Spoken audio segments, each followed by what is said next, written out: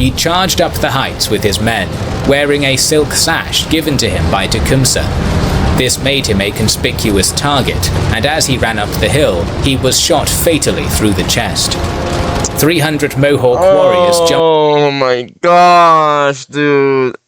And the fact that he's wearing something gifted to him by Tecumseh, that's even more sad, man. Another suggestion that I'm getting to on my list. Tecumseh. In the year 1812, a young United Native American resistance. States of America declared war on the British Empire and launched a full-scale invasion of Canada. No one expected the poorly defended British colony to hold out against a much larger American foe, and yet it did. Canada's salvation came arguably in the form of one man, Tecumseh. He was fighting for his people, the indigenous tribes of North America.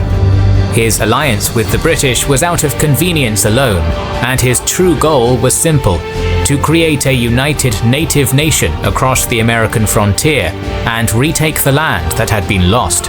Welcome to our video on the life of Tecumseh. Shout out to the Ridge Wallet for sponsoring I am poor. this video. Poor. Is brought upon. I'm gonna just skip that. Bloody hell. Oh, bloody hell. To tell Tecumseh's story from the very beginning, we must explain the world he was born into. Native tribes had inhabited North America for over 12,000 years, but diseases 12,000 year, dude. That is mad. Aren't Native Americans like Siberians too? Wait. Yo, if Native Americans are Siberian, why are they like brown skin? Now that I think about it, because isn't like skin color just like an adaptation to the sun? And like Siberia is basically tundra forest, extremely cold too, huh? Oh, that's actually quite a good question. brought upon them by Europeans had apocalyptic effects on their society. By the time the first English pilgrims arrived at Plymouth Rock in 1620, a smallpox epidemic had killed 90% of the local population. By the 18th century, the eastern seaboard was dominated by Britain's third. Dude, can we just talk about that for a second? 90% of the population, dude. I mean, I really wonder what history would have looked like had the Native Americans not died, frankly speaking. And this is probably the main reason why when the Europeans arrived, the Native Americans like couldn't really put up much of a resistance. That combines the fact that some natives sided with the Europeans, interestingly enough, depending on who. Yeah, honestly, like it was free real estate. Like 90% of the population, that was free real estate for the Europeans. 13 colonies, with tribes like the Pequot, Powhatan, and Massachusetts all but wiped out and pushed out of their homes. Now, peoples like the Odawas, Shawnees, Lenape, and the powerful Iroquois Confederacy were on the border of this expansion. Further inland, the French Empire claimed a vast swath of territory from Labrador to Louisiana. It was a sparsely populated land where native tribes exercised full autonomy and were more or less equal partners in the incredibly lucrative fur trade. The French tended not to impose on native territory, and their presence provided a buffer against British expansion. You know, that's very interesting to me, because I think this is the only time where French colonization was actually not bad. Because like I will always say this, like I would rather not be colonized by the French.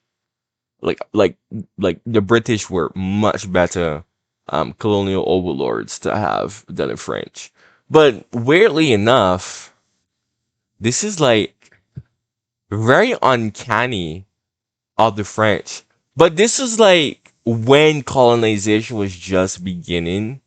I feel like as time progressed, and that French pride grew, that was when, they were really keen on um what's the word, frankifying any and everyone, because I'm pretty sure that was one of the goals of French colonization, because European powers had different goals, and I know that one of the goals of France and their colonization was to make any and everything French by any means. So yeah, it's just weird that they were just so docile as the Native Americans. Like, This all changed in 1754, as when the 7 Years' War erupted in North America, England and France found themselves in a war for dominance over the New World, and the natives were forced to pick sides. The Six Nations of the Iroquois declared for England, but nearly all the other local tribes fought alongside the French.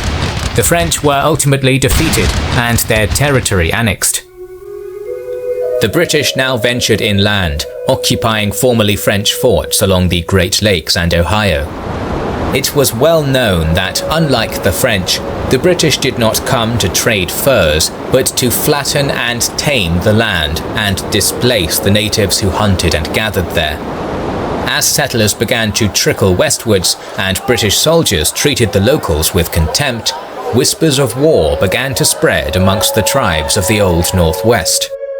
In 1763, the Odawa chieftain Pontiac created an alliance of 14 tribes and proceeded to wage a bloody and vengeful war upon the British. His native confederacy raised hell, capturing 8 forts along the Great Lakes, killing over 2,000 settlers and 400 soldiers. Pontiac's fierce resistance. dude, I never even knew that. Because right now I am reacting to Epic Histories TV ongoing series on America's first defeat on the northwestern frontier, and that was wild. But I didn't know the natives had were already putting up a fierce resistance before the Americans became independent. And my question is, when should I call the 13 colonies Americans, right? Like, because there's a point where there were English slash Scottish, Irish, and eventually British after the union happened between England and Scotland. But there was a point where they like diverged, right? And they started doing their own thing, and they started growing that American identity, right? But I don't really know. It really reminds me of that one time in my classroom, all the way back in middle school. I'm 19 now, but it was a long time ago, and somebody asked my teacher, they were like, when did Americans like become like American? Like, when did they start getting that American accent, and that whole American like identity, what I mean? Like, I always think about that. I'm like, do I still call them like British at this point, or just like, I don't know, like English descent, or I don't know. I'm like yapping too much. This video's an hour. Let us continue. Forced the British to pull back and reaffirm an earlier treaty in which the 13 colonies promised not to settle land west of the Allegheny Mountains. Peace was made in 1766, and the tide of expansion had been stemmed for now, but war would soon come to native peoples once more. Whoa, so this was actually successful. Wow. 2 years later, the man fated to lead them into battle entered the world. In March of 1768, Tecumseh was born to the Shawnee people in a village along the Ohio River.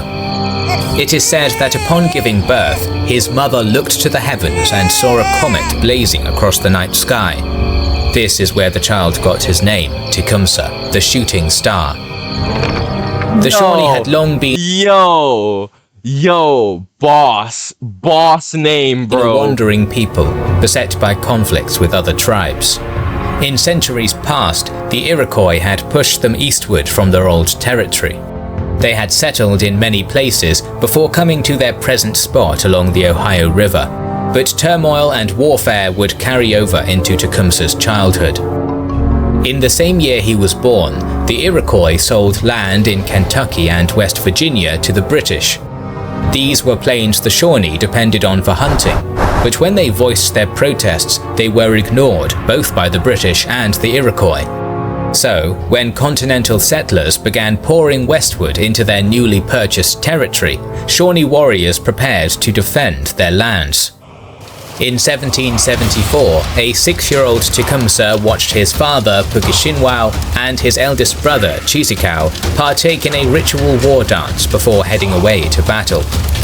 They met their foe at Point Pleasant, a force of Virginia militiamen, who the natives called the Big Knives on account of the sabers worn by the colonial officers.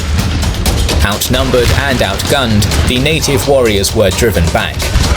As a result, the Shawnee were forced to relinquish their hunting grounds, allowing the settlers to move westward with impunity. Tecumseh's father was mortally wounded in the battle. With his dying breath, he beseeched his firstborn son to preserve the dignity of his family line and one day lead his younger brothers into battle. The news of Puckeshinwau's Bro, I'm not gonna lie to you. Like, I know in some of my reactions on Native American history, I always say that Native Americans were not peaceful, living in a utopia type of people. But it, it's just tragic. You know, like you can't deny it, right? Say what you want. And I do say what I want. But first, they lose 90% of their population, which I personally believe that had that not happened, they probably would have been able to push the Europeans out, the European settlers out, frankly speaking. But kind of like how the Justinian plague doomed the Eastern Roman Empire, disease doomed it from the start. And, watching them kind of fight a futile struggle. It's just saddening. It's just saddening, bro. Honestly. death devastated Tecumseh's mother, who was pregnant with the last of his children. It was no less hard upon the boy himself. Fatherless at 6 years old, his family was uprooted and forced to move west. That winter, his mother gave birth to triplets. Of the two that survived, one was named Lalawethika. Initially a useless layabout, the sickly boy would later have a profound impact on Tecumseh's life. A year later, the 13 colonies declared their independence from the British Empire, plunging the region into war and imposing a new threat upon native peoples.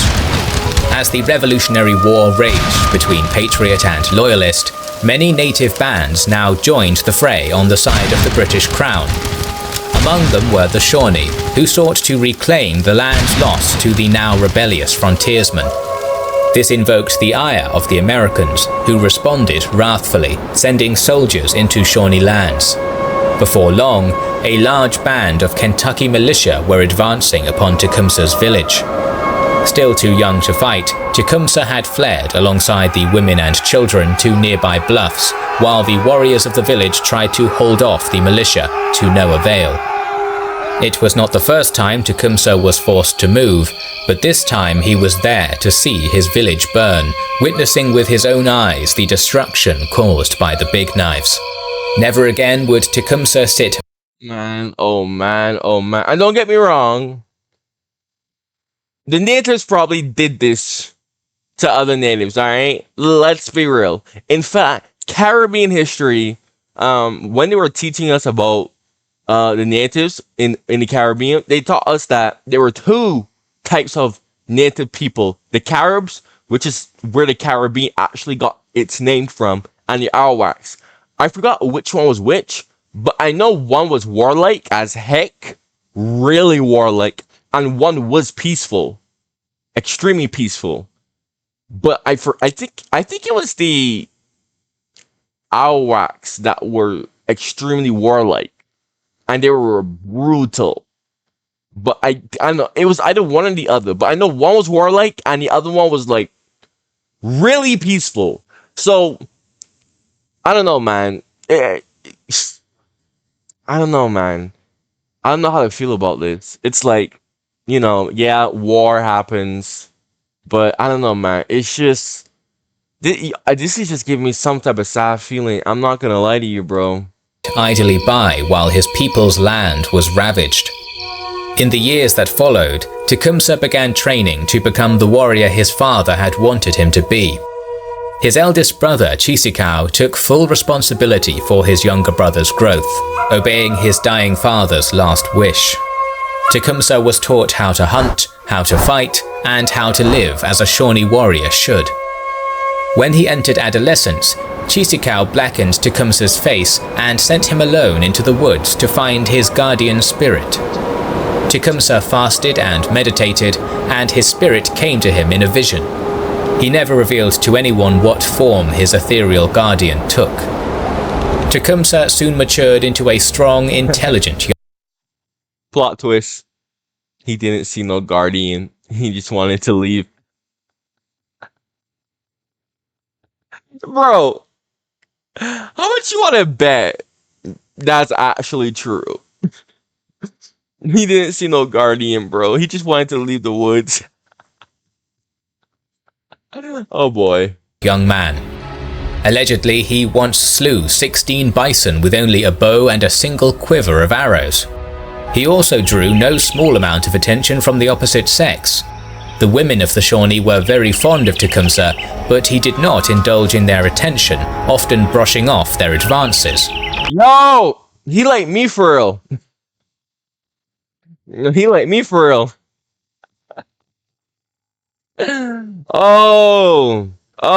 Good on you, Tecumseh. Good on you. Just like me. Freaking hell, man. Like, oh my gosh. Freaking, I could relate to that so much. Like, especially in today's world. Ugh. Modern women are, I'm not even gonna talk about that. I've got to create a separate channel discussing that. Trust me, I have a lot to say about that. Tecumseh's first taste of battle came in 1786. The young warrior confronted a host of Big Knives alongside Cheesecow and a host of Shawnee warriors at Mad River, Ohio.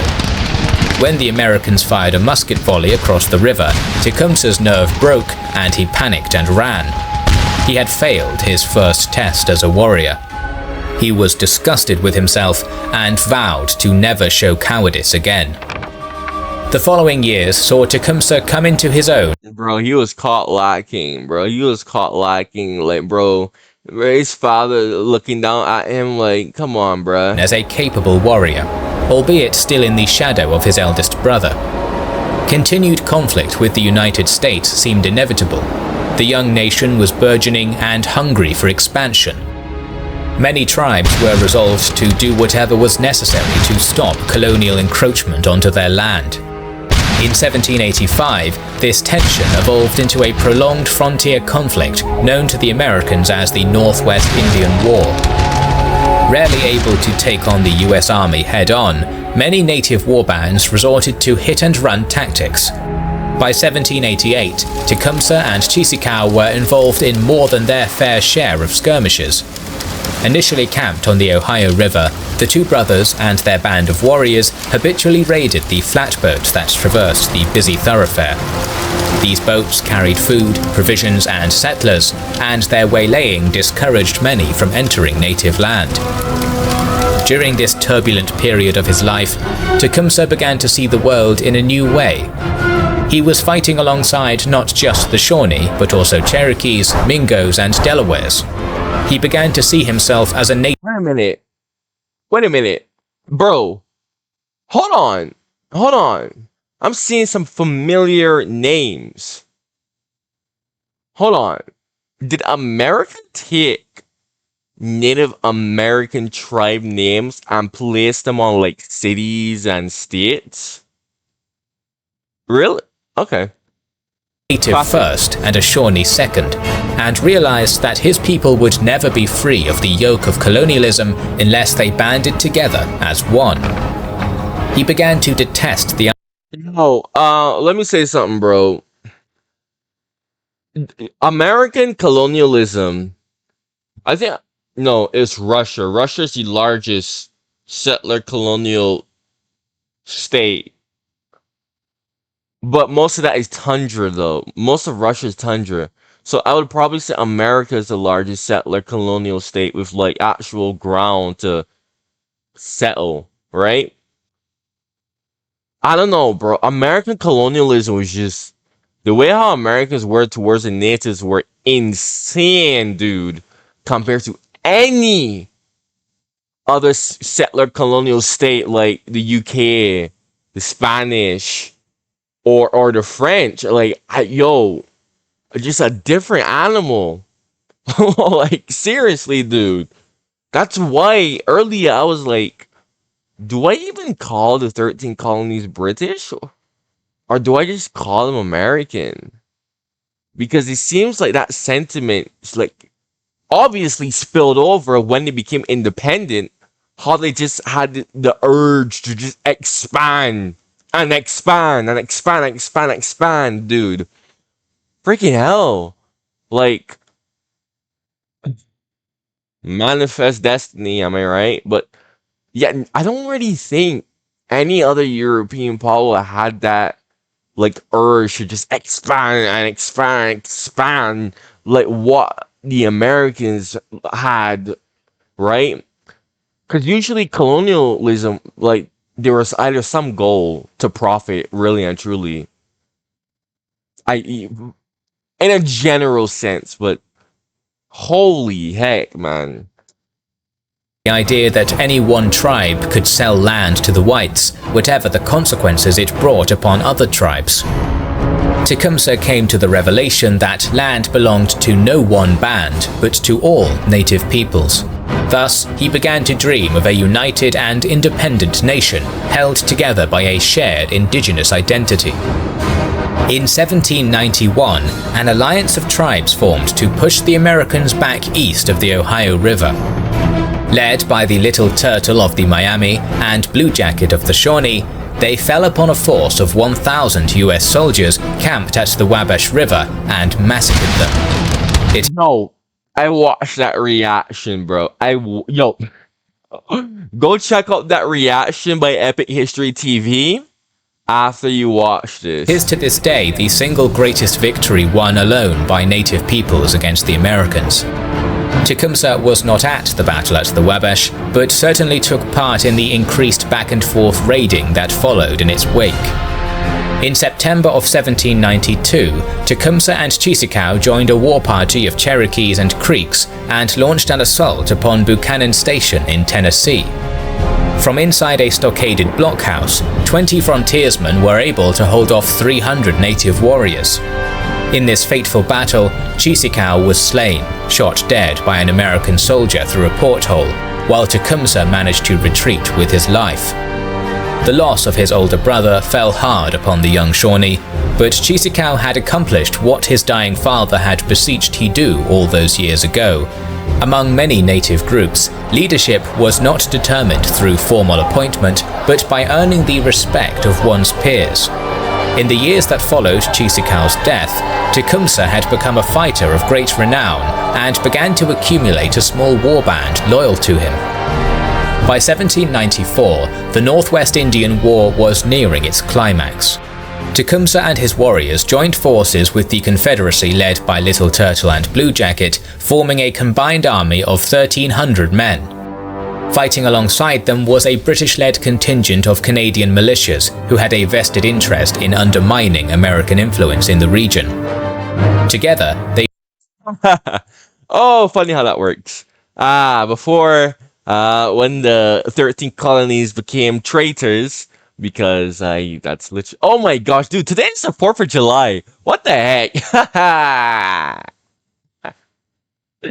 Oh, that's even better. That's even better, man. I should have done a American independent video today, man. What the heck, man? Oh, anyways, but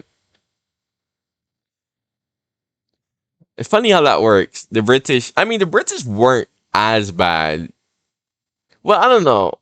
When the 30 colonies were still British, I don't know. I guess you could say the British were just as bad. I guess. I don't know.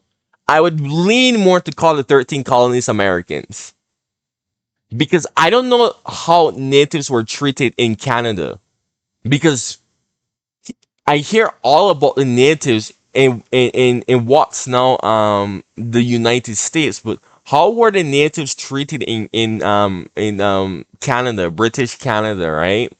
When it was a colony. I never really hear about them up there, right?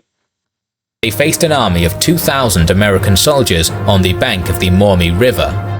In what would later be known as the Battle of Fallen Timbers, the natives were overwhelmed by American gunfire and attempted to retreat behind the walls of the British-held Fort Miami. The British would not let them in, not willing to risk all-out war with the US. Oh my gosh. Bro. Bro. Bro. Bro. Betrayed. Not proud of that.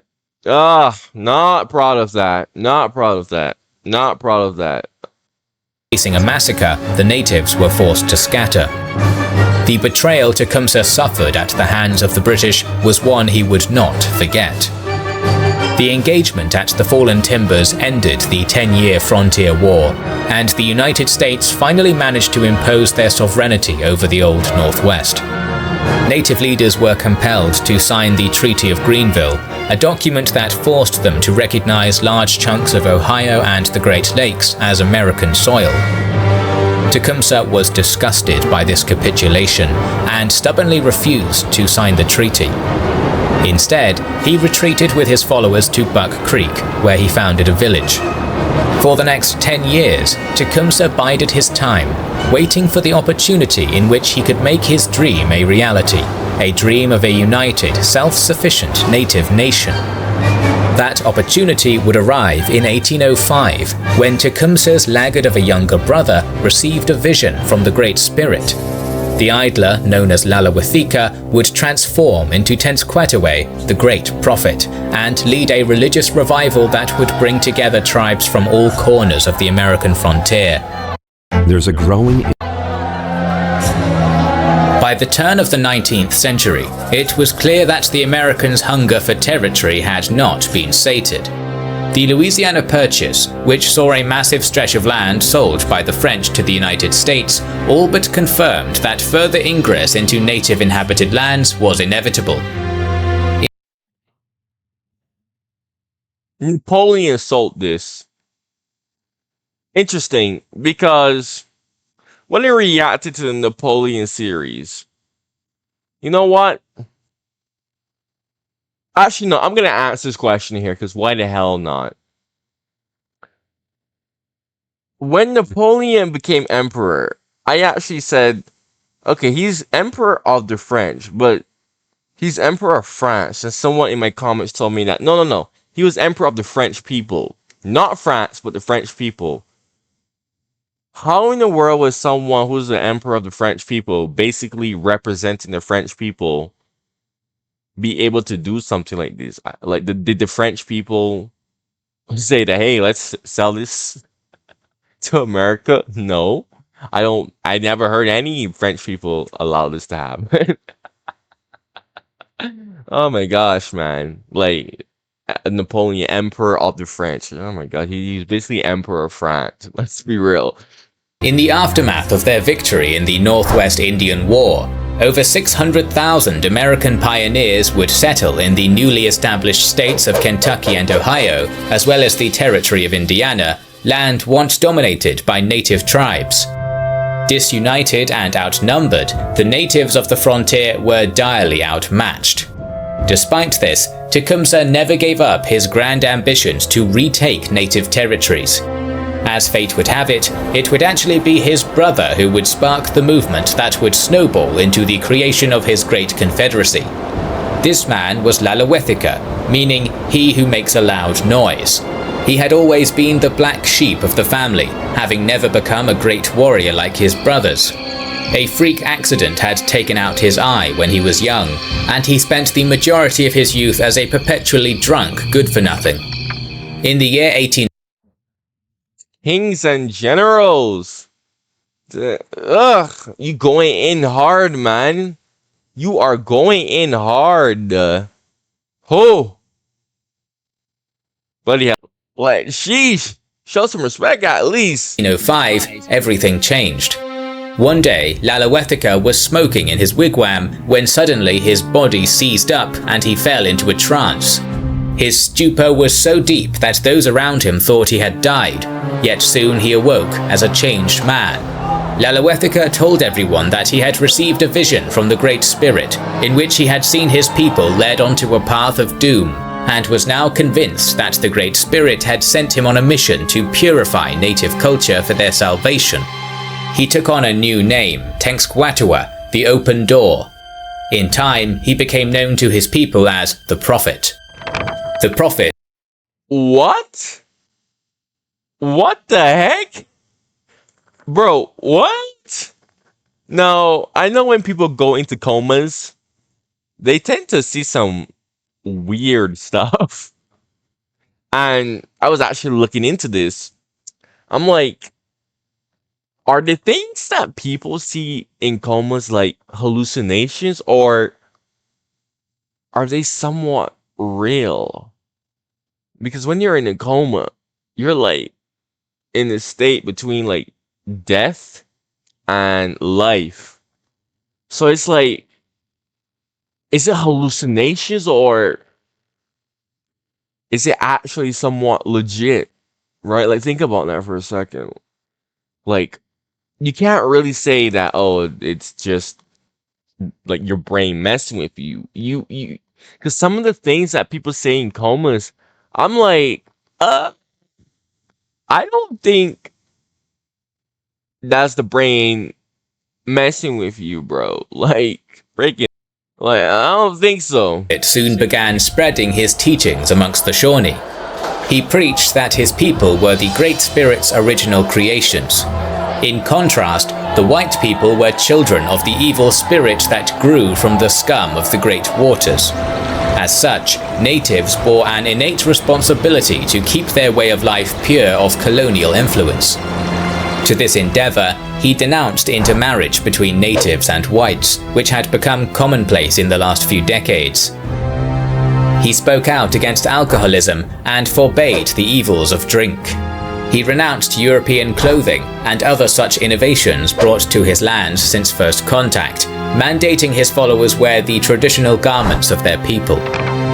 In the winter of 1805, a familiar calamity struck the Old Northwest. Native communities were once more afflicted by an outbreak of smallpox, leaving many communities crippled. Bro, are you what? They don't have immunity to this by now? Because usually when, like a disease or something comes, right, your body develops an immunity. How in the world do they not have immunity to this by now after 90% of your population died? Oh my gosh. Crippled or entirely depopulated. Disease had sadly become old news to the natives by this point, who often coped by blaming their misfortune on witches, who supposedly were sinister herbalists capable of brewing malicious potions and spreading illness. Thus, in the spring of 1806, the Prophet became a major ringleader in a witch hunt that spread across the Old Northwest, a hunt he used to further spread the influence of his religious movement. Tecumseh hounded down all those who denounced him and all who embraced the ways of the white man. Under his watch, Christian natives and chieftains friendly to the Americans were captured, tortured, and killed, all in the name of rooting allegedly evil witches out of native communities. The Prophet soon had a growing following, not just among the Shawnee, but many neighboring tribes as well. Bro, why does this give the same vibe as the rise of Islam? It's not exactly like it, but this has the same energy of like the rise of Islam. It's like how Prophet Muhammad saw like a vision, right? If I remember that correctly. And then he started to spread the word. But, you know, he didn't do it like that, obviously. But the way how it both started out, I'm like, what the heck? Is this Islam, but a Native American version? The growing unrest in the native Northwest began to make American settlers on the frontier uneasy. One such man was William Henry Harrison, governor of the Indiana Territory. He had fought in the Northwest Indian Wars a decade earlier, and a religious uprising centered around resisting colonialism was a threat to the settlers in his jurisdiction. Seeking to pacify the movement, Harrison denounced Tenskwatawa to the Delawares with conviction, saying, "Who is this pretended prophet who dares to speak in the name of the great Creator? Is he more wise or virtuous than you are yourselves, that he should convey to you the orders of your God?" To affirm his spiritual powers, the prophet told his followers of a day of black sun. He was correct. By accurately predicting a solar eclipse, Tenskwatawa had proven his power in the eyes. What the heck? No way did he accurately predicted a solar eclipse. Bro. What the heck? How in the world did he pull that off? No way, bro. What the heck? Oh my gosh. Of his No way, bro. This is what the... Okay. followers. In 1808, the prophet joined forces with Tecumseh. Together, the two brothers founded a village upon the confluence of the Wabash and Tippecanoe rivers. The old chieftain, Little Turtle, who had fought at Fallen Timbers, warned Tecumseh that he was settling on the lands of the Miami, to which Tecumseh replied devoutly that he was settling on native lands. The brothers' village came to be known as Prophetstown, and would serve as the staging point for their pan-native resistance movement. In the following years, people from all over the Old Northwest filtered into Prophetstown, drawn to Tenskwatawa's teachings and Tecumseh's reputation as a warrior. The community grew quickly from a small village into a bustling multi-tribal township, a hub of Native American cultural and political activity. In the end, it was Tecumseh who assumed the ultimate chieftaincy of their budding community. Tecumseh soon set out from Prophetstown on a mission to convince the tribes of the Old Northwest that resistance, not assimilation, was the key to their survival, and to build a confederacy that stretched across the American frontier. The chieftain traveled from village to village, dazzling people with his charismatic orations and legendary strength. Chieftains of the Ojibwe, Wyandots, Fox, Sauk, Odawas, Kickapoos, Lenape, Miami, Seneca, Onondaga, and Delawares all joined his cause, as of course did the Shawnee. But Tecumseh was not all honeyed words. He imposed himself harshly, threatening death to any chiefs who collaborated with the Americans. Bro, brutal. Brutal. This is so brutal, bruh. But it's very interesting concept how Tecumseh is trying to say, hey guys, let's just put our differences aside and let's just call ourselves one people. Very interesting. Because this reminds me of my argument where I said that English people were Germans. And I was basically saying it doesn't matter what they call themselves. At the end of the day, they're still a part of the same like race / people / origin. You know, like you know how you have the Shawnee, Miami, all this stuff. It's like, but they're still like native, right? Right? Everyone would look at them and say, "Oh yeah, they're all native. They're all part of the same people, basically." Same thing with like Russian. You know, the whole Rus, like. You know, doesn't matter if one Rus calls himself Russian or the other Rus calls himself Belarusian or another Rus calls himself freaking Ukrainian. Doesn't matter. Same people, basically, essentially. So, I don't know. Very interesting concept, Tecumseh. You're a man ahead of your time. Honestly, Tecumseh, you are. Meanwhile, as more tribes joined Tecumseh basically discovered nationalism before Europeans discovered that. Now that I Tecumseh's think about cause, it. more and more natives migrated into Prophetstown, which had evolved into the center of the Native Confederacy, a swelling city-state that provided a powerful buffer against white settlers' westward expansion. The rapid growth of Tecumseh's Confederacy, its active anti-colonial rhetoric, and its existence within lands claimed by the United States put it on an inevitable collision course with the Americans. The catalyst of this confrontation came in 1809, when Governor Harrison of Indiana coerced select chieftains of the Delaware, Potawatomi, and Kickapoo to sign the Treaty of Fort Wayne, which ceded a 12,000 square kilometer piece of land along the Wabash River to the United States government. This treaty infuriated Tecumseh, as it flew right in the face of his core belief that land belonged collectively to all natives. He saw it as theft, a plain and simple attempt to extort weak chieftains whose land had been made poor by white settlers. In August of 1810, Tecumseh met with Harrison face to face outside the governor's colonial estate, and the two engaged in a heated parley. Tecumseh insisted that native land could not be bought or sold unless done so collectively by all the tribes acting as one, and that the land ceded to the Americans in the recent treaties still rightfully belonged to the natives. Harrison replied that individual tribes were free to make treaties with the United States, but Tecumseh's Confederacy was not recognized, nor did the local tribes welcome his interference in their affairs.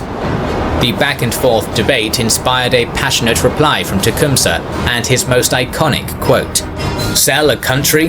Why not sell the air, the great sea as well as the earth? Did not the Great Spirit make them all for the use of his children?"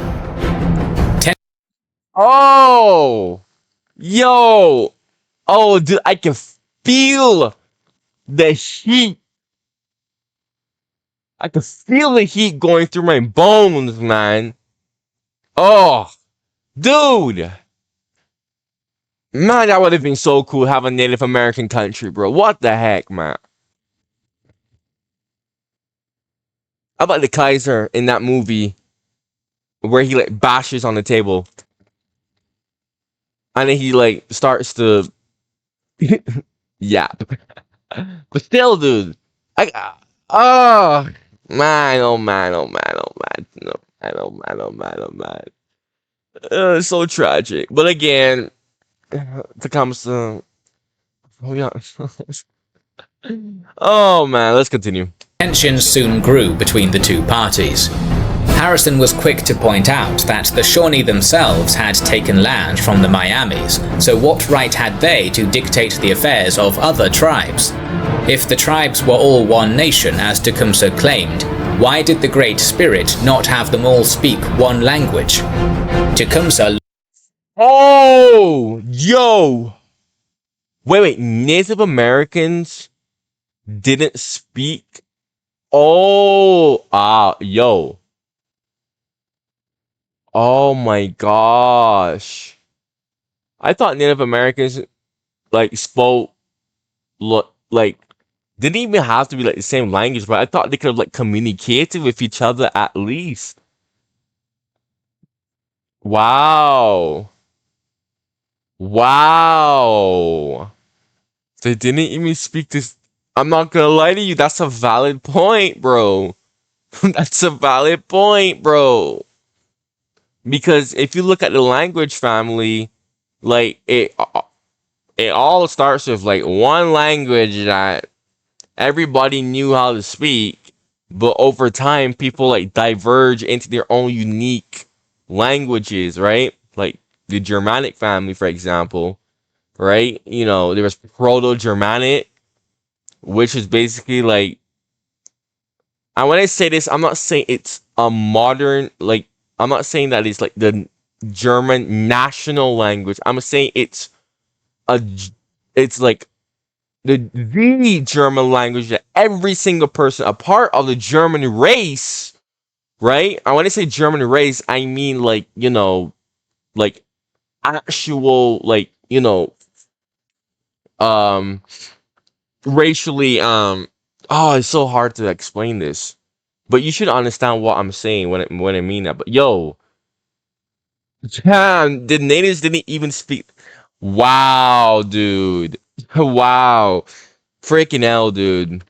lost his temper, declaring that everything Harrison said was a lie and that the Americans had cheated the native peoples. He brandished his tomahawk at the governor, prompting Harrison to draw his saber and point it at Tecumseh. A tense standoff ensued, but Whoa! Square up! Square up! Oh my gosh, bro. Nah, this is the most heated thing that I have reacted to so far. neither side attacked. Harrison brought the meeting to an end and demanded Tecumseh and his followers leave. Tecumseh soon realized he had been wrong to threaten Harrison, and the two met once more the following day, this time at the Shawnees' camp.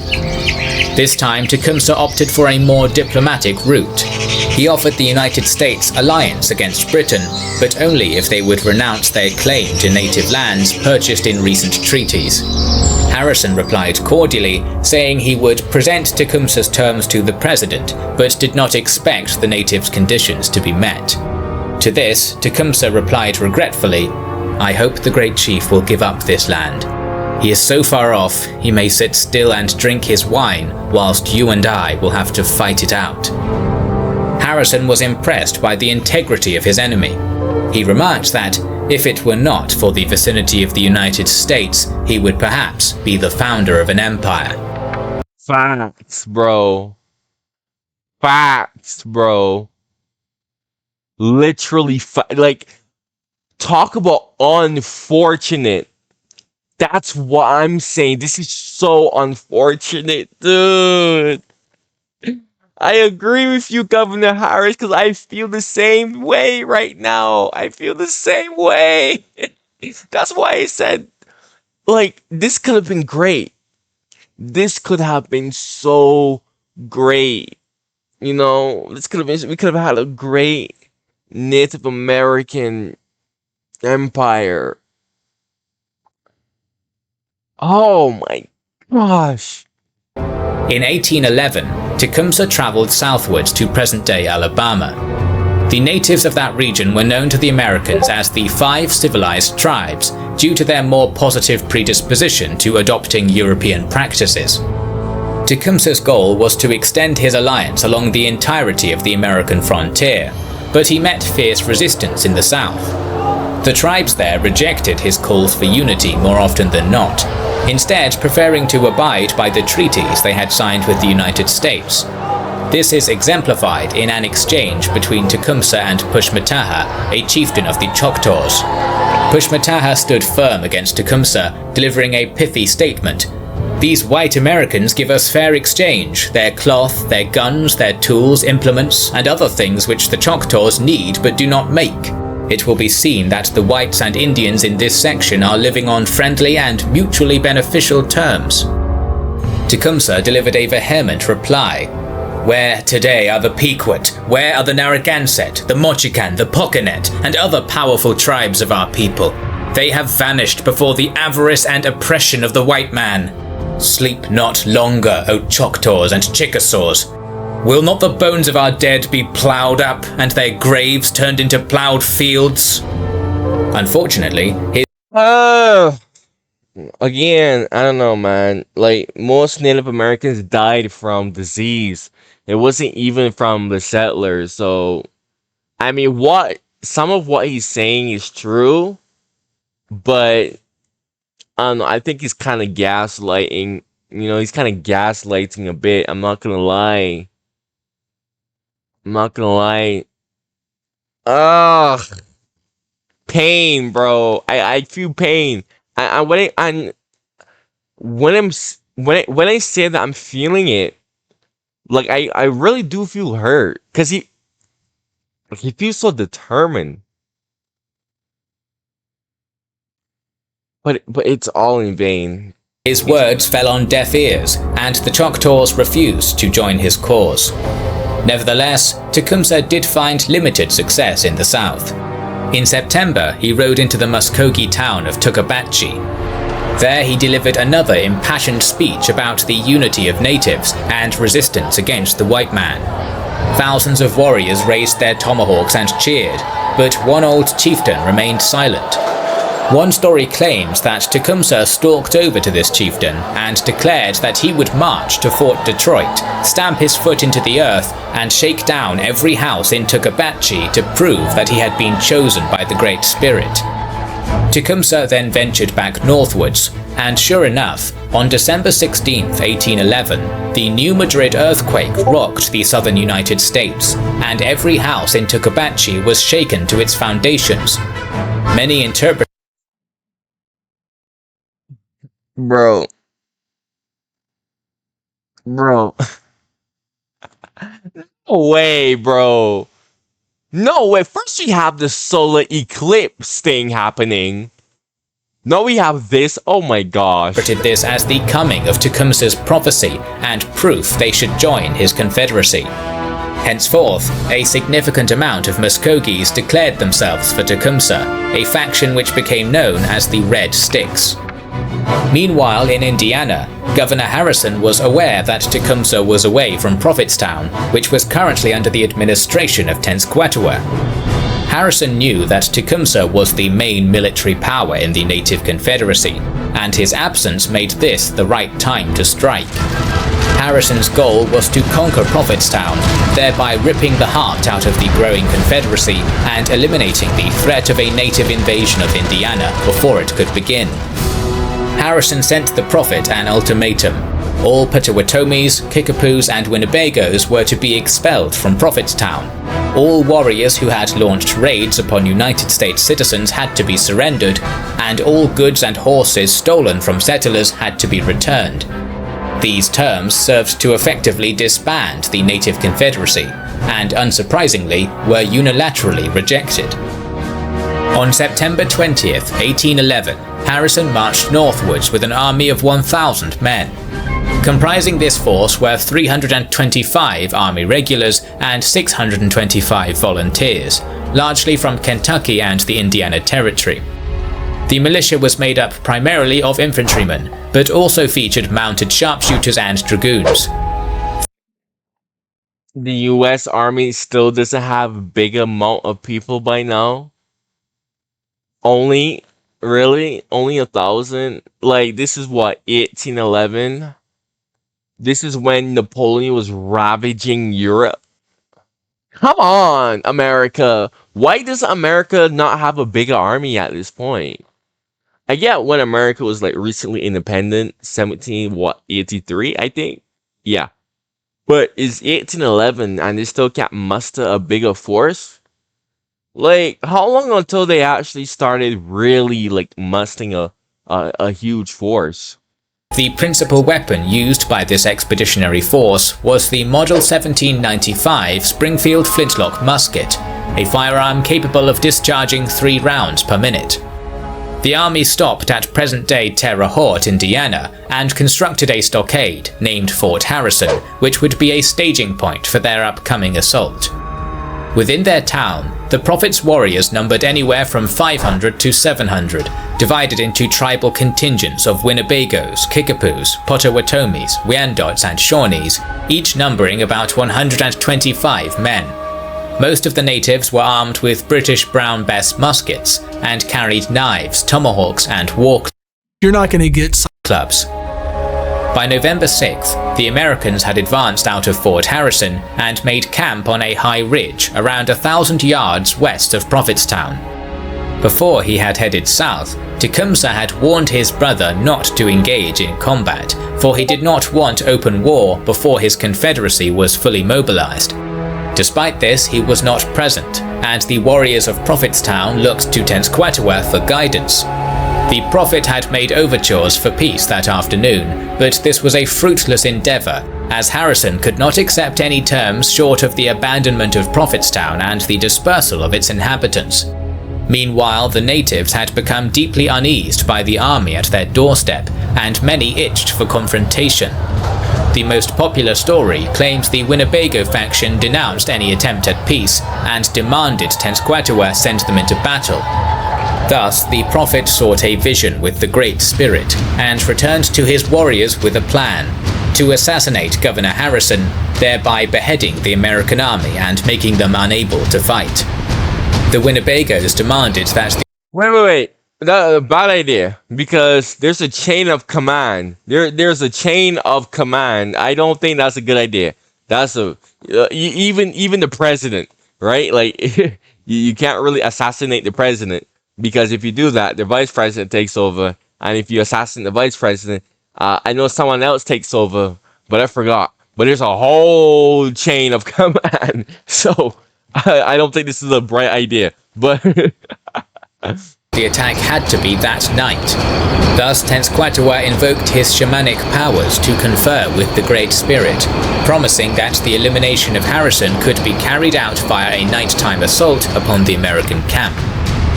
Thus, at 4 a.m. on the morning of November 7th, the war chiefs began their attack, having been given the blessing of their prophet. They advanced upon the American camp in a crescent formation. The right horn was made up of Kickapoos, led by Chief Mengo Atoa, the left made up of Winnebagos, led by Chief Waweapakusa, and the centre made up of Potawatomis, led by Roundhead and Wabaunsi. The plan was to have the Kickapoos infiltrate the camp's northeastern corner and slay Harrison under the cover of darkness, at which point they would signal the rest of the warriors and massacre the US soldiers. This would not come to pass, for Harrison was a shrewd commander and knew well not to underestimate his native foes. Remembering all too Dude, oh my gosh. He's actually smart.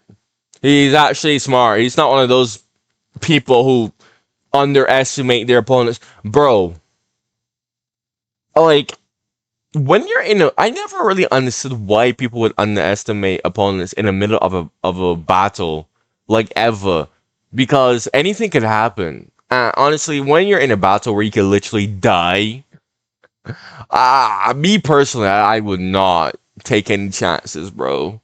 Like,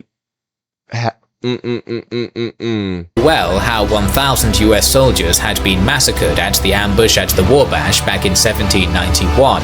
He had ordered the tents in his camp to be set up in a crescent formation and for his men to sleep on top of their muskets, which were to be loaded with their bayonets affixed.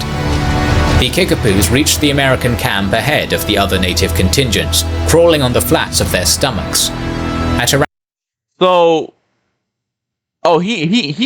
he knows. He cooked. Okay, Governor Harrison. Around 4:30 a.m., they encountered an advanced watchman, who managed to fire off a shot before being killed. The crack of the rifle caused the Americans to grow alert, with Harrison himself being awoken by 5:30, by which point the Kickapoos had reached the northwestern edge of the camp. At precisely 5:50, one Corporal Stephen Mars managed to train his sights on a Kickapoo warrior and shoot him dead. The presence of the natives was now known, and they had precious little time before the entire American stockade was alerted. Realizing that an assassination of Harrison was now impossible, the Kickapoos raised their weapons and charged, beginning the battle in earnest. For roughly 15 minutes, the Kickapoos kept the Americans' northwest flank in a state of chaos, killing a handful of soldiers and forcing the 4th Infantry Regiment and Kentucky Riflemen to retreat deeper into their camp. However, Harrison's foresight had paid off, as by 6 a.m., all hands in the American camp were alerted and had been assembled into battle positions around the perimeter. It was around... Yeah. Honestly, Harrison, you know, like, if you're a Star Wars fan, you know what I'm about to say. I'm about to quote Thrawn from Star Wars Rebels when he said that brilliant quote when he was like, to defeat an enemy, you must know them, not their battle tactics.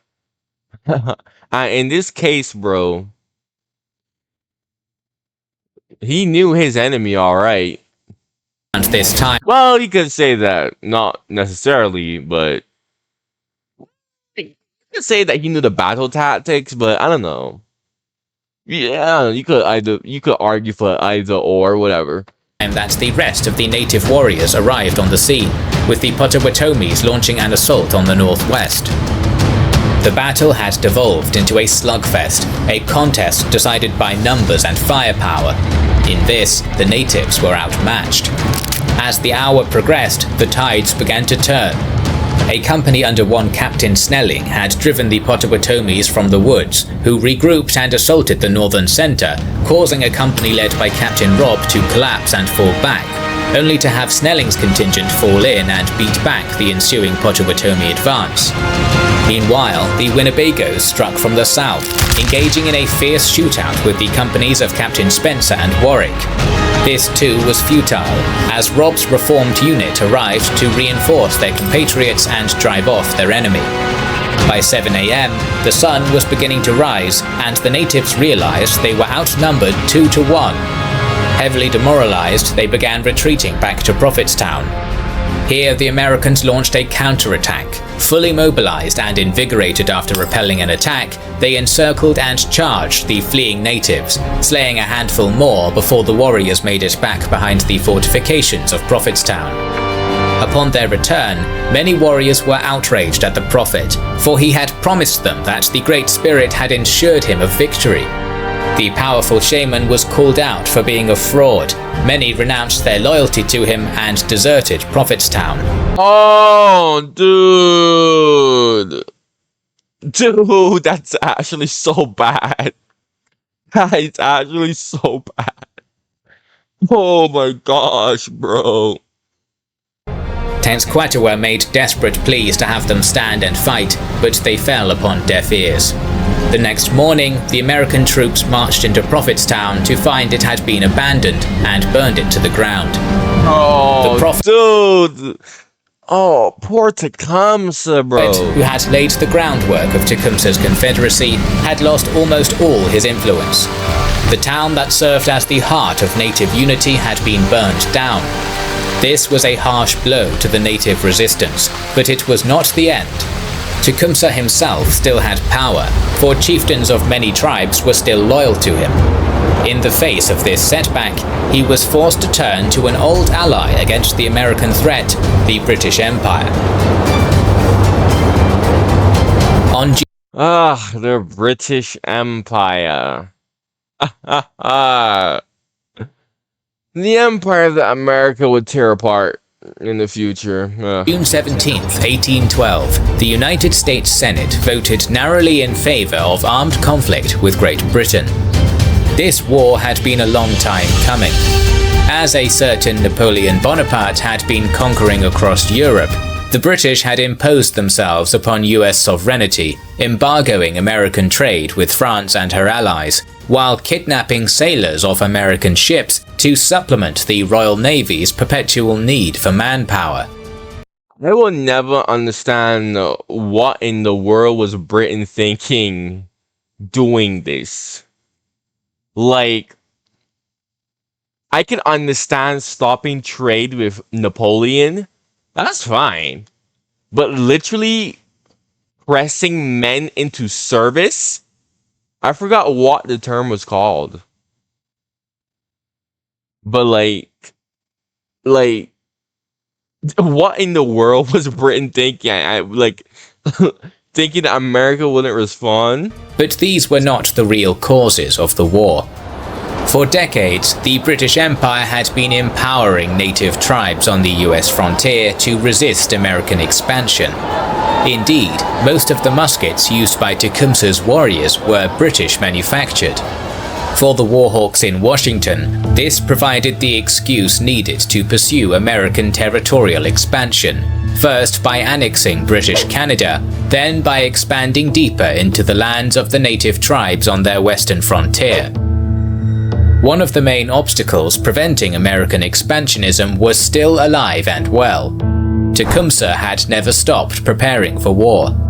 He had no love for the British, but realized it was only through their manpower and resources that the reconquest of native lands annexed by America and the establishment of an independent pan-tribal native state was possible. To this end, he mobilized his warriors for battle. It was the general consensus that if the United States launched an invasion into Canada, the territory would fall quickly. The ongoing war with Napoleon kept the majority of Britain's armies in Europe, and the local Canadian colonials were unlikely to be willing to fight against a far superior foe. Fun fact, I actually heard, allegedly, I heard this is why most of Canada's cities are near the border with America, because back when it was a colony, there was such a great fear of America invading Canada that if it ever happened, that Canada would be able to mobilize really fast towards the border extremely quickly. That's why you don't really see any like major Canadian cities that more inland. So it's very, very, very interesting to me how Canada and America are great friends now, but back then, oh my gosh, the relationship was far from that. On July the 12th, 1812, the United States began their invasion when Brigadier General William Hull marched across into Old Sandwich Town in present-day Ontario, occupying it without a fight. He offered peace to the locals should they become Americans, but to those who fought alongside the British or their native allies, he had a much darker promise. The first stroke of the tomahawk, the first attempt with the scalping knife, will be the signal for one indiscriminate scene of desolation. No white man found fighting by the side of an Indian will be taken prisoner. Instant destruction will be his lot. Okay! Damn! Bro is making it clear. Loud and clear. However, Hull proved to be an ineffective general. The main British garrison in the region was isolated in nearby Fort Malden, but Hull refused to strike, instead holding position in Sandwich Town while obsessing over his supply lines across the Detroit River. Oh my gosh, talk about disappointment. Underwhelming. Really? Bro talks the talk, but doesn't walk the walk. Bruh, I hate people like this, I swear. On July 17th, 700 native warriors of the Great Lakes nations arrived at Fort St. Joseph on the shores of the Huron to join the British cause. The local British commander had only 50 redcoats under his charge, but empowered by his new allies, he swooped down into Michigan and besieged nearby Fort Mackinac. Unaware that the war had been declared, the American garrison surrendered without a fight. As Tecumseh's warriors took arms, the great chieftain himself was heading north to join the fray. At Brownstown Creek, he fell fiercely upon a supply convoy of 200 US soldiers, scattering them with only 25 warriors at his side. Holy, 25 versus 200? And he made the... What? Okay, Tecumseh, I see you. Okay, Tecumseh. Following this string of humiliating defeats, Hull's nerve broke, and on August 7th, he retreated back into American territory to garrison in Fort Detroit, having accomplished little to nothing. Back in Washington, Thomas Jefferson famously asserted that the acquisition of Canada this year will be a mere matter of marching. But this was no longer the reality. Tecumseh and his natives had delivered the British a fighting chance, and with that, the inspiration for the local Canadians to resist the conquest. So you're telling me that it was because of Tecumseh and the Native Americans that Canada is American today? Wow. That is mind-blowing. That is actually mind-blowing, because that was always my question for a long time. Like, America has always been trying to annex Canada. Why were they never successful? Wow. That is actually wow. But in truth, the war had just begun. There was much to do before Tecumseh's dream could be realized. It was at this point that the Shawnee chieftain's greatest ally enters the story. Major General Isaac Brock was a career soldier and a loyal British subject. In 1802, he was appointed a station in Lower Canada, where he eventually became head of the colonial army. Modern Canadians consider him a national hero, but in truth he resented his outpost. In comparison with the Napoleonic War, Canada was a sleepy and irrelevant sideshow. Nevertheless, Brock did his duty well. He reformed the provincial militia and bolstered the defenses of forts on the American border. A few months before the war's outbreak, Brock was offered a posting in Europe. Despite his personal desires, he refused, believing he now had a duty to defend Canada against the invasion he knew was soon to come. On the night of August 13, 1812, Brock arrived at Fort Malden aboard a flotilla of ships by way of Lake Erie. Tecumseh was there waiting for him, and the two men were eager to see one another. Both had heard of the other's deeds, and both knew that they needed each other. Brock could not defend Canada without Tecumseh's aid, nor could Tecumseh retake his people's lands without British support. The two leaders soon met face to face and quickly developed a mutual respect. They agreed that only through a quick and decisive offensive could they hope to win this war. To that end, they resolved to attack Fort Detroit, the place where the bulk of American forces in the Northwest were stationed. It was risky, since the Allies knew they would be outnumbered 2-1. Most of Brock's officers were against it, yet the Major General would not relent. Tecumseh was impressed by his new partner's resolve, famously saying, "This is a man. A more sagacious and a more gallant warrior does not, I believe, exist." On the morning of the Sir Tecumseh, you are always gaslighting, bro. That's something that I've noticed about Tecumseh. He's always gaslighting. the 15th of August, an allied force of Canadian militias, redcoats and natives made camp in Sandwich Town, opposite the river to the American-held Fort Detroit. Major General Brock commanded a force about 700 strong, while Tecumseh and his warriors numbered around 600.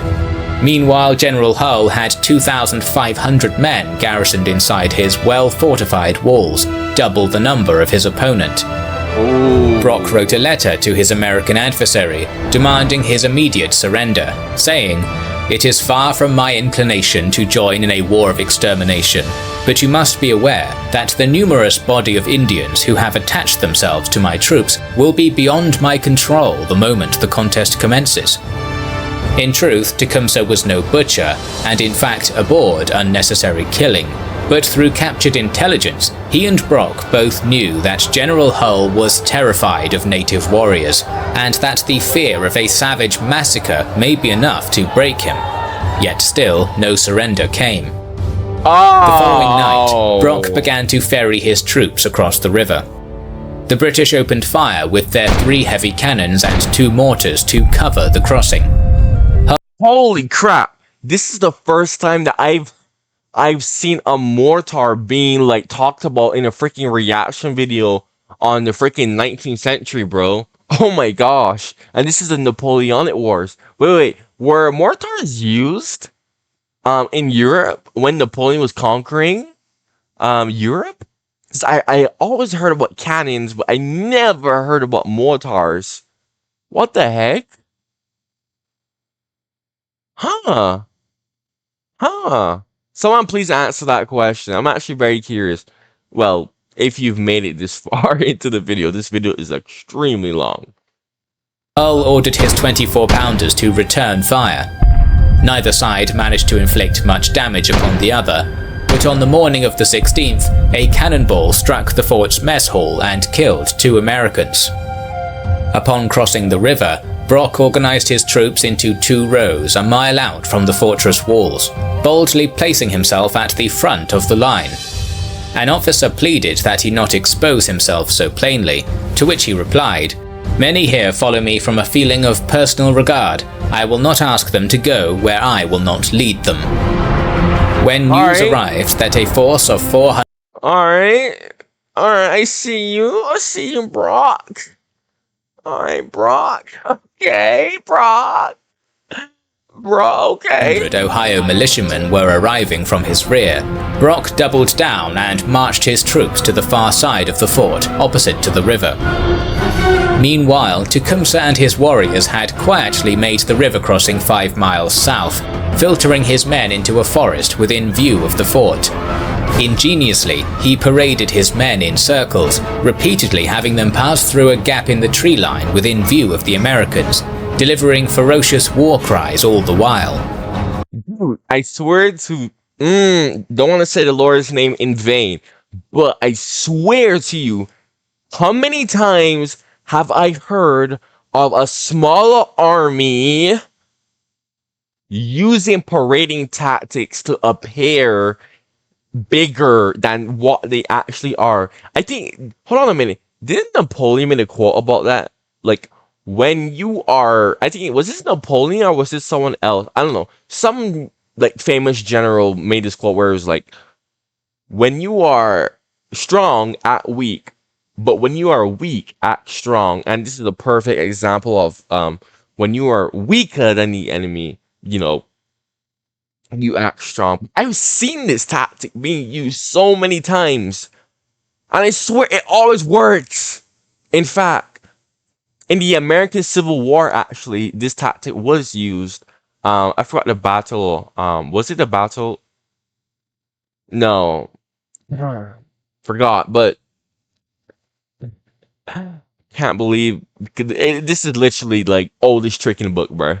This created the illusion that there were far more natives at Detroit's gates than there actually were, and made the weight of an Indian massacre all the more real.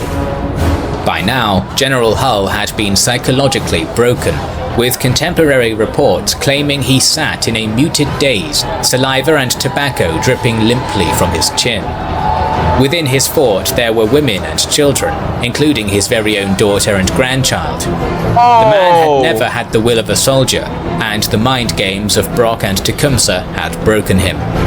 After only a few hours of siege, the gates opened, and Hull's own son rode out, bearing a white flag. Fort Detroit had surrendered. It was a stunning defeat for the Americans. The largest garrison in the northern United States had surrendered without a fight. 2,493 soldiers were taken captive by a force barely half their number. Oh my gosh, dude. Talk about psychological warfare actually working. Tecumseh had done his part and delivered the British a great victory. Now it was time for his imperial allies to help him push deeper into American territory and help him establish a homeland for his people. Unfortunately for him, this would never come to pass. The United States was determined to avenge their humiliation at Detroit, and thus launched an offensive upon Queenston Heights, managing to capture the town. This provoked Brock to rally a force of militiamen from nearby York and some native Mohawk allies to once more drive the Americans from Canadian soil. It was in this engagement where the Major General met his end. He charged up the heights with his men, wearing a silk sash given to him by Tecumseh. This made him a conspicuous target, and as he ran up the hill, he was shot fatally through the chest. 300 Mohawk warriors jumped. Oh my gosh, dude. And the fact that he's wearing something gifted to him by Tecumseh, that's even more sad, man. Into the fray, holding off a much larger American army until British reinforcements arrived. Queenston was retaken, and nearly 1,000 Americans were captured or killed. Despite this, with Brock dead, the native Confederacy had now lost its only reliable ally. Meanwhile, an old foe of Tecumseh had come to assume command of the American forces in the Northwest, none other than William Henry Harrison, the conqueror of Prophetstown. Unlike his predecessor Hull, Harrison was a natural leader and a decisive soldier. His first act was to construct a bastion along the Maumee River, which he called Fort Meigs. From there he planned to strike upwards and retake Detroit. Meanwhile, the Governor-General of Canada had promoted an officer by the name of Henry Proctor to lead the British Army due to Isaac Brock's untimely death. Proctor and Tecumseh went on the southwards offensive. In January of 1813, the native British forces encountered an expeditionary platoon of mounted Kentucky riflemen sallying north from Fort Meigs.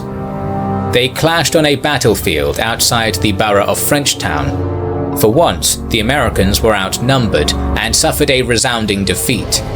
Nearly 500 Kentuckians were killed in the fighting, the highest American casualty count of any battle in the war, and yet another 500 were captured.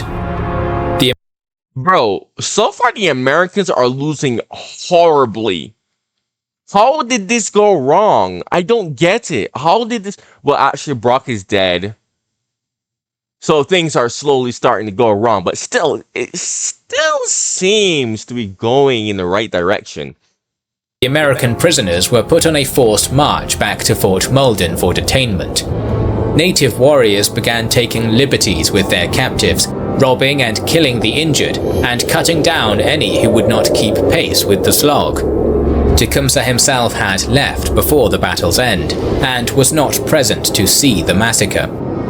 He abhorred needless death, so when he caught wind of the prisoner's fate, he was outraged. Confronting Proctor, he demanded to know why the British general would allow such a thing, to which Proctor snidely replied that Tecumseh's natives were impossible to control. Whoa. At this, the chieftain replied temperously, "Begone, you are unfit to command, go and put on petticoats." From there, cracks continued to form in Tecumseh's tenuous alliance with the British. With Brock, the chieftain had built a strong rapport, but he had no such respect for Proctor, who refused. I'm not gonna lie to you, Tecumseh. I see a bit of myself in Tecumseh. I'm not gonna lie to you. Because the way how Tecumseh is, bro, it is like me for real. But this is something that I kind of learned. Despite the fact that I'm like 19. You're gonna be put in a situation like this where you're not really gonna like respect someone, but you're kind of gonna need them, and you're gonna like have a lot to say to them. But bro, you're gonna have to just sit down and shut up. Like, trust me.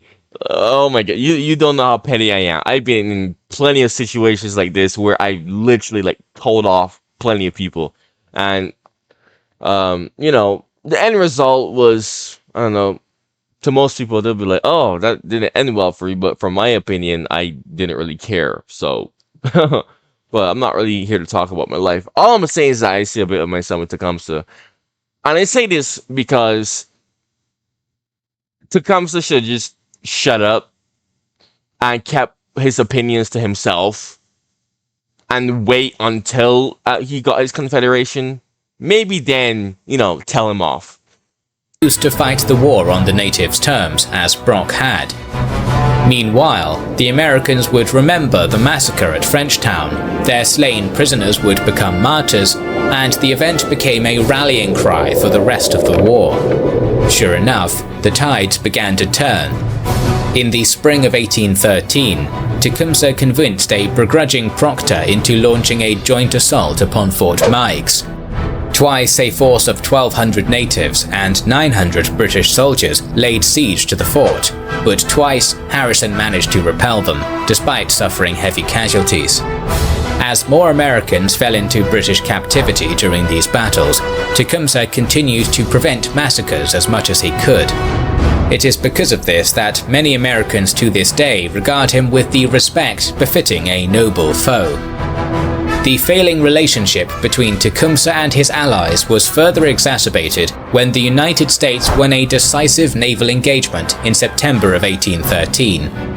The Battle of Put-in Bay put the entirety of Lake Erie in American hands and cut off British supply lines, forcing them to abandon Fort Malden and Fort Detroit, thereby erasing all the victories won by Tecumseh and Brock a year earlier. With winter looming, General Proctor retreated eastward, banking on the fact that Harrison would not pursue him through the winter snows. This enraged Tecumseh, for the Shawnee chieftain still wanted to go on the offensive. He felt betrayed. After all, he had delivered the British several victories in their war, only to receive no aid in return for it. As it turned out, Procter's gamble was incorrect. Harrison was all too willing to risk a winter campaign to press his advantage. After retaking Fort Detroit, the American general marched eastwards to pursue the British forces. Still, Procter continued to withdraw, much to the disgust of Tecumseh, who now realized that his unreliable ally could not be further removed from the gallantry and bravery of Brock. Reluctantly, the Shawnee took his warriors and joined the British retreat. But soon he had had enough.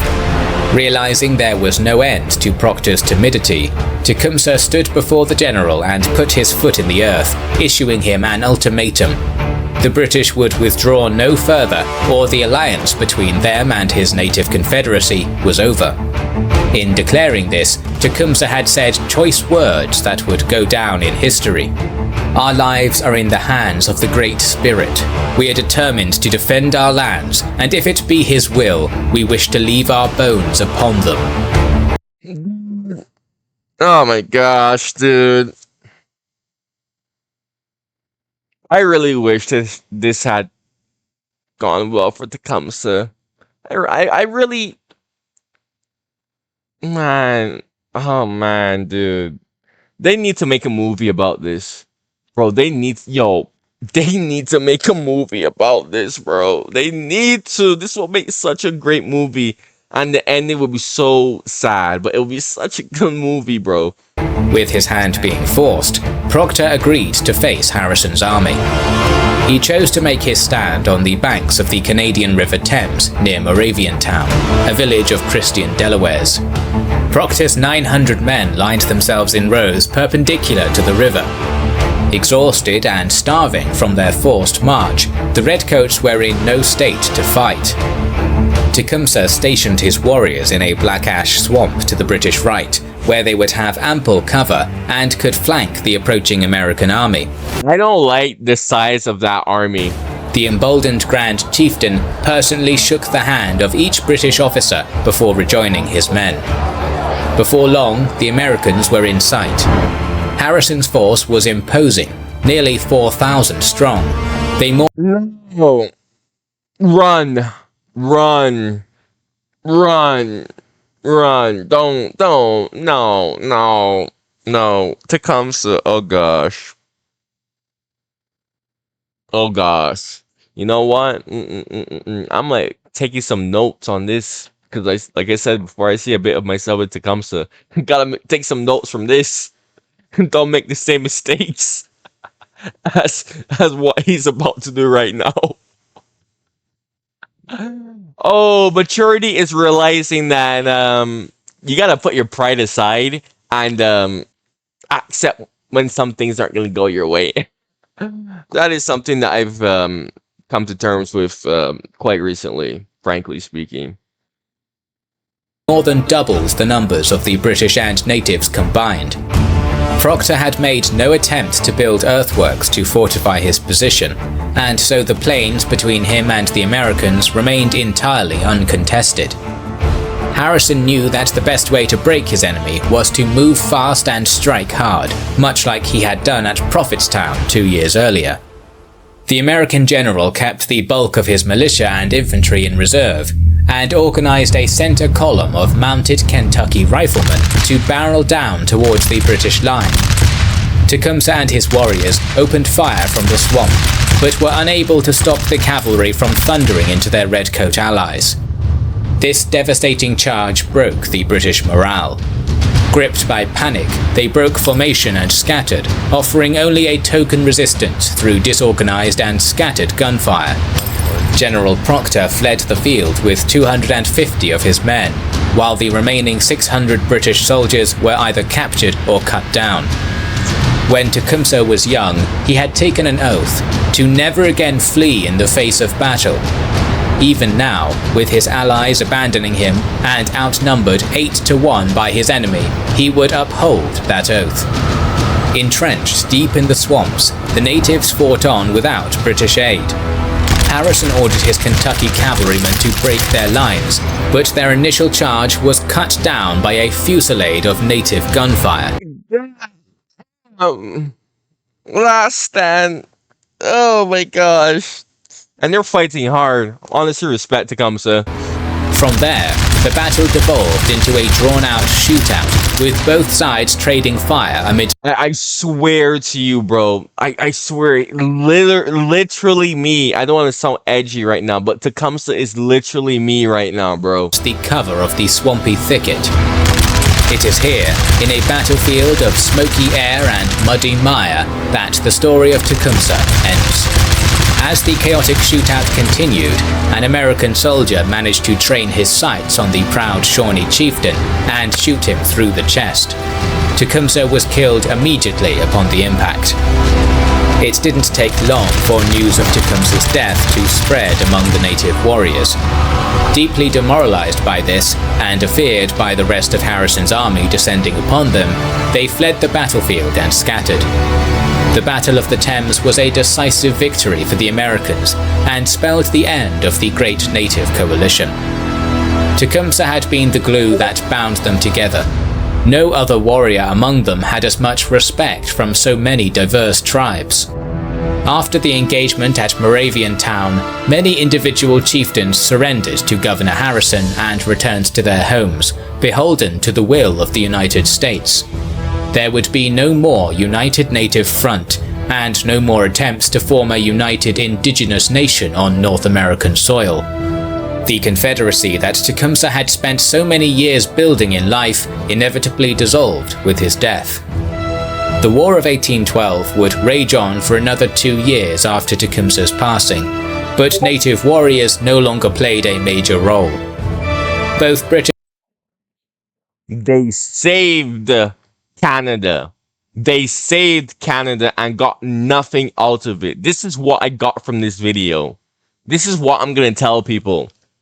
Native Americans saved Canada. In fact, freaking Canada should honestly pay some type of tribute to these people, because no way Canada should be existing right now, bro.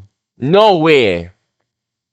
British and American armies scored later victories, with the British sacking the capital of Washington and the Americans winning an iconic engagement at New Orleans. The war ended in stalemate. The British had successfully defended their territory, while the Americans had asserted their sovereignty. Canada would not be annexed. No. Sovereignty, no. And War of 1812, American defeat. Why? Because American didn't get its war goal, which was to annex Canada. I mean, one of its war goal was to stop the native being influenced by the British, which was successful, I guess. But again, America wanted Canada and it didn't get it. So honestly, defeat. And America would no longer have their economic and territorial interests imposed upon. In the end, the only true losers of the War of 1812 were the indigenous tribes of the continent. During peace talks, the British had originally negotiated to establish a native nation, albeit only to create a buffer state to block further American expansion. Naturally, the Americans outright denied this proposal. Realizing they did not have the leverage to enforce such a thing, the British quickly abandoned the notion. When the Treaty of Ghent was signed in December of 1814, no provisions existed to stem the tide of American westward expansion, and expand they did. Without a strong leader like Tecumseh to bind them, the indigenous peoples of the American continent were largely helpless to combat the flood of settlers that came to take their lands. The Red Stick Muskogees, who had declared for Tecumseh, fought on for a time, engaging the Americans in the Deep South, but they too were eventually defeated by future President Andrew Jackson in a massacre at Horseshoe Bend. In the end, Andrew Jackson was madman. The story of Tecumseh is a tragic tale. A man of remarkable charisma, integrity, bravery and strength, who spent his whole life fighting for independence and unity, only to have it all taken away upon his death. Even his greatest foe in William Henry Harrison had remarked that this brave warrior had the makings of an emperor, and it is easy to wonder what great things he could have done if only he had lived a little longer. Nevertheless, More like if America wasn't on his doorstep, what the heck? Tecumseh's memory is alive and well today. To the Americans, he was a noble opponent. To Canadians, the savior of their nation. But Canadians better recognize him. What the heck, man? Freaking hell, dude. Tecumseh is like one of my favorite people in history now, just because of that. Oh my gosh. to the indigenous peoples of North America, he is and always will be, above all things, an icon of resistance. We always have more stories to tell, so make sure you are subscribed to our channel. Yo, that was awesome. That was awesome to watch. That was a whole hour, but that was so worth it. Yo, man, if you have any suggestions for me, make sure you comment it down below. If you are new to my channel, make sure you subscribe, especially if you made it all the way this far. Like, bro, come on. You spent like an hour watching my reaction and you not gonna subscribe? Come on, subscribe. You know, I have a bunch of suggestions that I have to do. So if you want me to react to your suggestion much faster, you could always send me a super thanks in the comments. It could be any price, $1, literally, it could be $1. It doesn't matter. And I'll react to your reaction much faster. But stay tuned. Thank you for watching. And don't forget to like so that my videos stay on the YouTube algorithm, and goodbye.